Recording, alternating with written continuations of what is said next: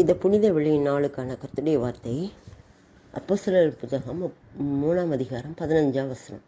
ஜீவாதிபதியை கொலை செய்தீர்கள், அவரை தேவன் மரித்தோரிலிருந்து எழுப்பினார், அதற்கு நாங்கள் சாட்சிகளாயிருக்கிறோம். ஜீவாதிபதியை கொலை செய்தீர்கள், இதான் இன்னைக்கு உள்ள வார்த்தை. ஜீவாதிபதியை கொலை செய்தீர்கள். அவர் ஜீவாதிபதி, எல்லோருக்கும் ஜீவன் கொடுக்கிறவர். அந்த ஜீவன் கொடுக்கிறவரையே என்ன பண்ணிட்டாங்கன்னா கொலை பண்ணிட்டாங்க. ஆனால் அவர் கொலை செய்து அப்படியே முடங்கி போகலை, மண்ணோடு மண்ணாக போகலை. தேவன் அவரை மரித்தோரிலிருந்து எழுப்பினார், அதற்கு நாங்கள் சாட்சிகளாக இருக்கிறோம் என்று சொல்லி பேதுரு சொல்கிறார். ஜீவாதிபதி அவர் இந்த உலகத்தையே ரட்சிக்க வந்த ஜீவாதிபதி. ஜீவாதிபதினு என்ன? ஜீவனுக்கெல்லாம் அதிபதி.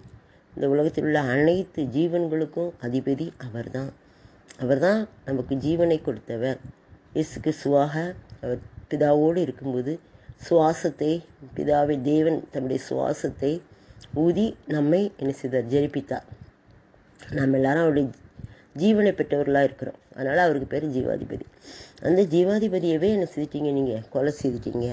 அப்படின்னா என்ன அர்த்தம்?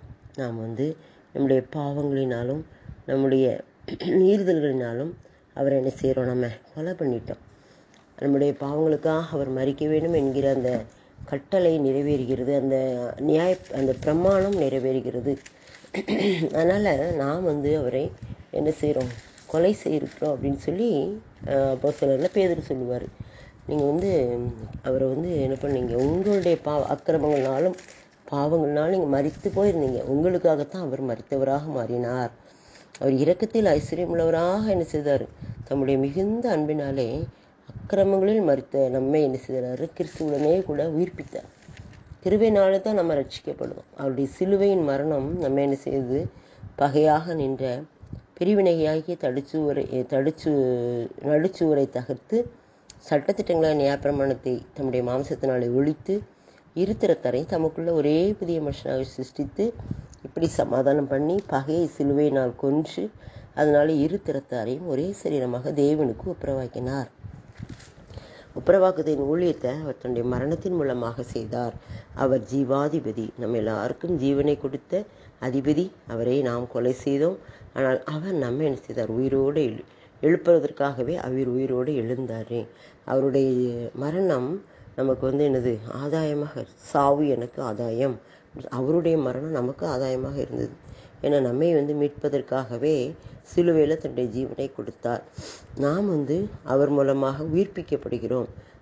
நாமும் ஒரு நாள் இதே போல் மரித்து அடக்கம் பண்ணப்பட்டு உயிரோடு எழும்புவோம் என்பதற்கு அவர் ஒரு சாட்சியாக, முன்மாதிரியாக நமக்காக என்ன செய்தார்? சிலுவையில் தொங்கினார்.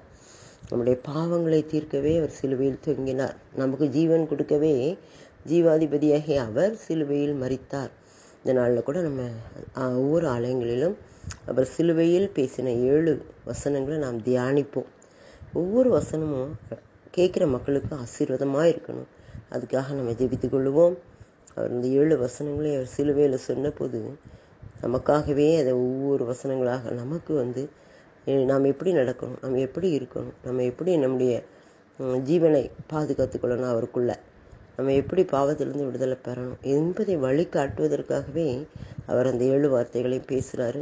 நமக்காகவே தன்னுடைய ஜீவனை கொடுத்தார். அந்த ஜீவாதிபதியை நாம் என்ன செய்வோம்? ஏற்றுக்கொண்டு அவருடைய மரணத்தை நாம் ஏற்றுக்கொண்டு அவருடைய உயிர்த்தெழுதலை ஏற்றுக்கொண்டு நமக்காகவே அவர் ஜீவனை விட்டார் என்று சொல்லி உறுதியாக அறிக்கையிடும்போது அந்த ஜீவனை நாமும் பெற்றுக்கொள்ள முடியும்.